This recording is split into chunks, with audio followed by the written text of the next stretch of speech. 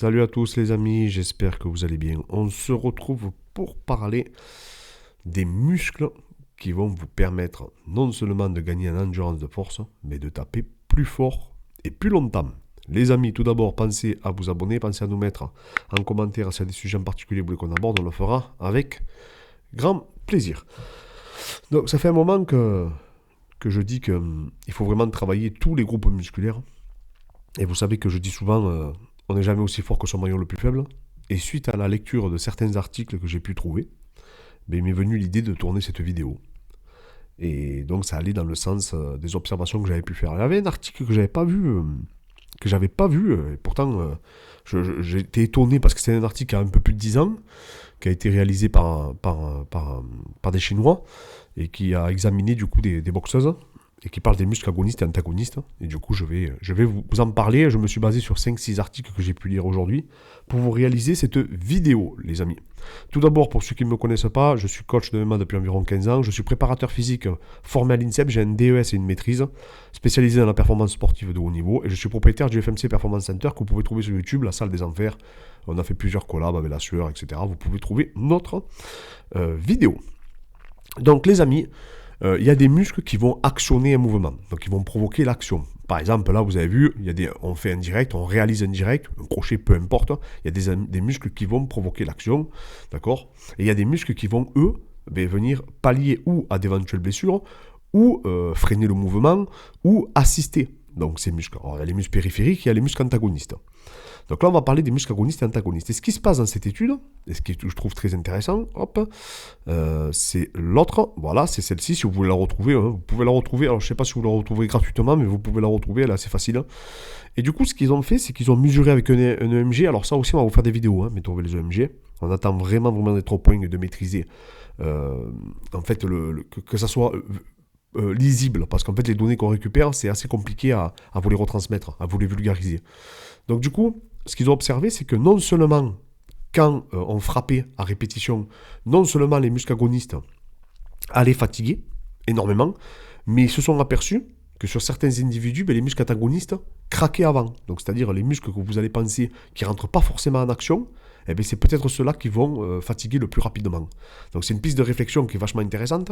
Alors je dis bien peut-être, mais quoi qu'il en soit, parce que l'étude elle est bien faite, elle a de l'idée, mais il y a des éléments qui me font bugger. Mais en tout cas, quoi qu'il arrive, ce qu'on peut en tirer du coup de cette étude, c'est de se dire que tous les groupes musculaires, que ce soit les groupes musculaires, on va dire prioritaires, ou ceux qui vont venir en assistance, ou les muscles périphériques, je sais pas moi, même ceux qui englobent la coiffe des rotateurs par exemple, ils vont être aussi importants à être sollicités, à être isolés et à faire de quoi un travail d'assistance et d'hypertrophie pour venir les développer. Et surtout prévenir d'éventuelles blessures. Et ça, je trouve ça très très très intéressant. C'est pour ça que je voulais vous le communiquer. Donc par exemple, vous allez avoir les muscles du deltoïde antérieur et du triceps qui vont provoquer une action. Vous les voyez sur le développé couché par exemple, et le grand pectoral, bien entendu. Je vous vulgarise. Et après, derrière, vous allez avoir les muscles du dos qui vont être sollicités, le trapèze aussi, également. Et tous les muscles qui englobent, donc du coup, la coiffe des rotateurs, mais sur la chaîne postérieure. Et après, on va parler du corps aussi. Parce que le corps, souvent, le CORE, vous savez, je sais que vous me reprenez souvent quand je dis ça, parce que les gens, ça les fait marrer. Mais oui, le corps, donc lombaire, le rachis, le transverse, les abdominaux, les obliques, etc. C'est des éléments extrêmement déterminants et des muscles qui doivent être travaillés en priorité, surtout quand on fait nos disciplines. Et là aussi, je m'appuie, alors pas que sur celle-ci, je vous ai dit, mais je trouve que là aussi, ils ont fait un remarquable travail. Donc, ne me demandez pas de prononcer le nom, déjà que je le prononce en anglais, j'arrive même pas à les dire. Mais vous pourrez, alors celui-là, vous pouvez le trouver gratuitement, parce que je l'ai trouvé gratuitement. Et en fait, on parle donc du coup de l'endurance des muscles du corps. Alors, ils ont des outils de mesure que malheureusement, vous ne risquez pas de trouver en structure. Mais j'ai trouvé cet article aussi très intéressant. Je vous le mettrai, pour ceux qui veulent aller voir, je vous en mettrai 4 ou 5, sur quoi je me suis basé. Mais du coup, ce qui est intéressant, c'est surtout qu'on voit que souvent, les coachs, on s'aperçoit qu'ils veulent travailler les muscles qui vont être en action et qui vont reproduire un peu le pattern de mouvement qu'on pourrait retrouver dans nos disciplines. Que ce soit le MMA, la boxe, la lutte. Et oui, c'est pertinent, mais on a souvent tendance à s'apercevoir que les gens, en fait, ne sollicitent pas les muscles antagonistes, donc les muscles qui sont supposés ne pas avoir une action concrète durant ces mouvements, Et du coup, ils se sont aperçus que les boxeuses, par exemple, qu'ils ont étudiées, ils se fatiguaient très rapidement du fait qu'ils ne sollicitaient jamais les muscles antagonistes. Donc c'est ces muscles-là, en fait, qui les faisaient stopper le mouvement. Un peu comme au squat, où on dit que c'est rarement le muscle qui va qui va vous empêcher de réaliser une rep supplémentaire, mais c'est le cardio. Je vous vulgarise. Hein. Mais ça, voilà, donc je trouve que c'est une piste de réflexion qui est très très intéressante. Il faudra aussi après faire quelque chose d'applicable, que je vous vois, c'est des démonstrations. Ça c'est autre chose, c'est un autre travail. Je pense que je le ferai pour l'académie en ligne.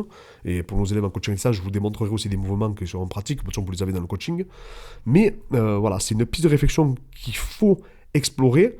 Le corps est extrêmement, CORE je dis bien, le corps est extrêmement important. Tout ce qui est rotation interne, tout ce qui est rotation externe. Pareil, je ferai une vidéo avec Mike Gundy sur la hanche. Et la prévention des blessures de la hanche aussi, parce que ça, c'est très très important, parce que c'est un truc qui est vraiment sous-estimé dans nos disciplines, mais à un point, c'est même dramatique. S'il y a des kinés qui passent par là, vous pourrez en témoigner. Donc voilà, donc c'est vraiment les amis, quand vous allez établir votre prépa physique, si vous faites de la boxe, ne faites pas que du développé couché. Pensez aussi à votre chaîne postérieure, d'accord ? Pensez à travailler vos dos, pensez à travailler votre rhomboïde, pensez à travailler votre grand rond, votre petit rond. Voilà, vraiment sollicitez tous les muscles, l'infra, le supraépineux. Il y a des centaines de mouvements, hein, de toute manière. Essayez de le faire de façon isolée, parce que moi, pendant des années, j'ai fait des tractions et je ne sollicitais quasiment jamais le dos. Je sollicitais en grande partie le chef du biceps et le bras radial. En gros, hein. Pourquoi ? Parce que j'ai un point faible dos, donc j'ai mis énormément de temps à le solliciter, donc j'ai dû trouver des mouvements qui me permettaient du coup d'arriver à le recruter, et après du coup d'arriver à le cibler. Et c'est ce qui m'a permis de l'isoler. Donc voilà les amis, donc c'était une vidéo que je tenais à vous faire parce que je trouve que c'est très intéressant, je vous mettrai les liens des études si vous voulez vous appuyer dessus. En fait, j'ai réagi à cette étude parce que tout à l'heure, en la lisant, je me suis dit, mais comment j'ai pu passer à côté de ça ? Et alors que j'avais déjà vu des études qui allaient dans ce sens, mais pas spécifiquement dans la boxe. Je l'avais vu dans le baseball, il me semble. J'avais trouvé une étude un peu calée dans ce sens-là. Mais bon, après, c'était du bon sens. Mais c'est toujours bien de voir que d'autres personnes à l'autre bout du monde, ils ont constaté les mêmes choses que nous avec à peu près les mêmes outils. Donc ça aussi, c'est très intéressant. Donc voilà les amis, je vous souhaite du coup un bon samedi à tous.